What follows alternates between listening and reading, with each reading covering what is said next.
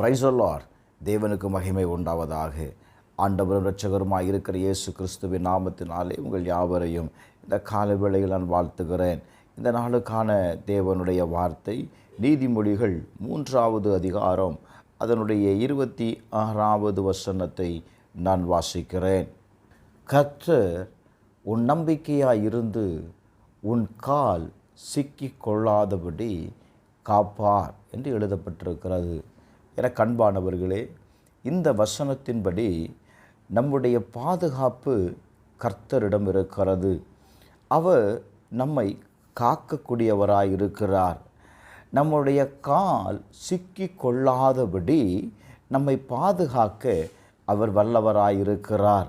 நம்முடைய இரட்சகராய் இருக்கிற இயேசு கிறிஸ்துவை நாம் நம்பும் பொழுது இந்த உலகத்தில் நாம் யாராய் இருக்கிறோம், நாம் எல்லாவற்றையும் நாம் மேற்கொள்ளக்கூடியவர்களாய் இருக்கிறோம்.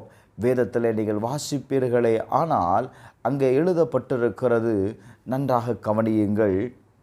சாமுவேல் 2வது அதிகாரம் 9வது வசனத்தை வாசிக்கும்போது, அவர் தமது பரிசுத்தவான்களின் பாதங்களை காப்பார் என்று எழுதப்பட்டிருக்கிறது.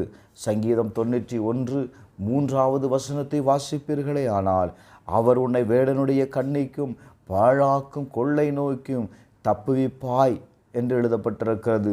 சங்கீதம் 91:9வது வசனத்தை வாசிக்கும்போது, எனக்கு அடைக்கலமாயிருக்கிற உன்னதமான கர்த்தரை உனக்கு தாபரமாக்கி கொண்டாய் என்று எழுதப்பட்டிருக்கும். என கண்பானவர்களே, கர்த்தர் நம்மை எல்லா கண்ணிக்கும் நம்ம என்ன செய்யக்கூடியவர், தப்புவிக்கக்கூடியவர்.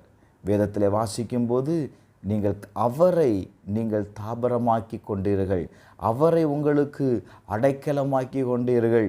ஆகவே உங்களை எந்த சக்தியாலும் என்ன செய்ய முடியாது, உங்களை மேற்கொள்ள முடியாது. Glory to God. இந்த கால வேளையில் ஆண்டவர் நம்மை பார்த்து சொல்லுகிறார், நான் உனக்கு பலனாய் இருக்கிறேன், நான் உனக்கு அடைக்கலமாய் இருக்கிறேன். நன்றாக கவனியுங்கள். யோவான் எழுதின சுவிசேஷம் 16வது அதிகாரம் அதனுடைய 33வது வசனத்தை நீங்கள் வாசிப்பீர்களே, ஆனால் அங்கே எழுதப்பட்டிருக்கிறது, நன்றாக கவனியுங்கள். என்னிடத்தில் உங்களுக்கு சமாதானம் உண்டாயிருக்கும் பொருட்டு நான் இவைகளை சொல்லுகிறேன்.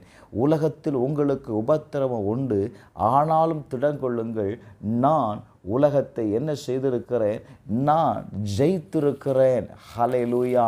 இந்த உலகமும் உலகத்தில் உண்டான எல்லா காரியங்களும் நம் தேவனால், நாம் விசுவாசிக்கிற இயேசுவால் என்ன செய்யப்பட்டிருக்கிறது, அது ஜெயிக்கப்பட்டிருக்கிறது.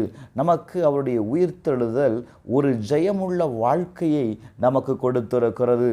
அதை தான் அப்போஸ்தலனாகிய பவுல் 2 தீமோத்தேயு 3வது அதிகாரம் 12வது வசனத்தை வாசிக்கும்போது, நல்ல கவனிங்களேன்.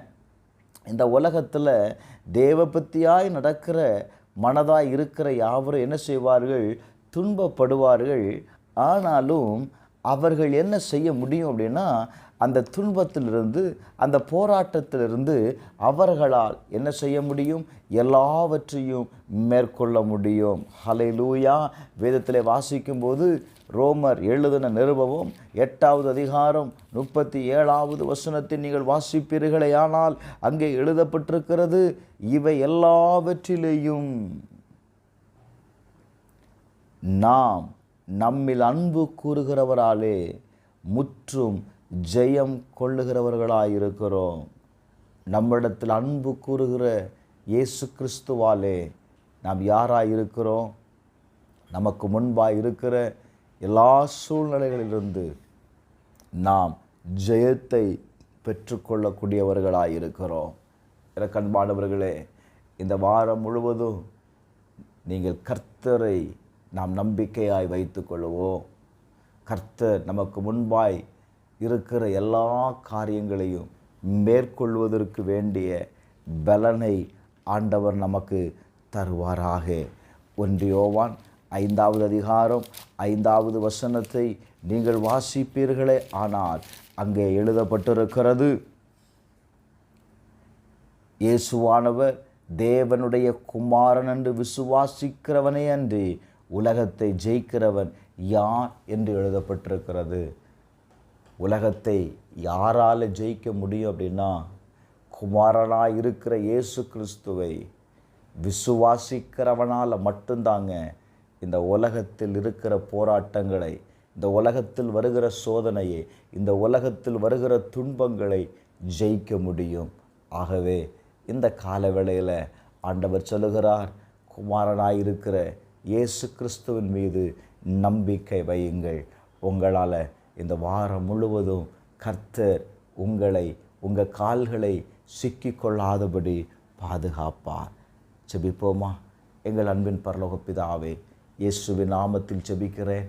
இந்த வாரத்தில் ஆண்டவரே, நீர் இந்த காலை வேளையில் எங்களோடு பேசுகிறீர். நீங்கள் தான் எங்கள் நம்பிக்கைப்பா. உம்மை மாத்திரம் நாங்கள் நம்பியிருக்கிறோம். எங்களுடைய கால்கள் சிக்கிக்கொள்ளாதபடி செய்யும், பாதுகாத்துக்கொள்ளும். இயேசுவின் நாமத்தில் ஜெபிக்கிறேன் நல்ல பிதாவே, ஆமென்.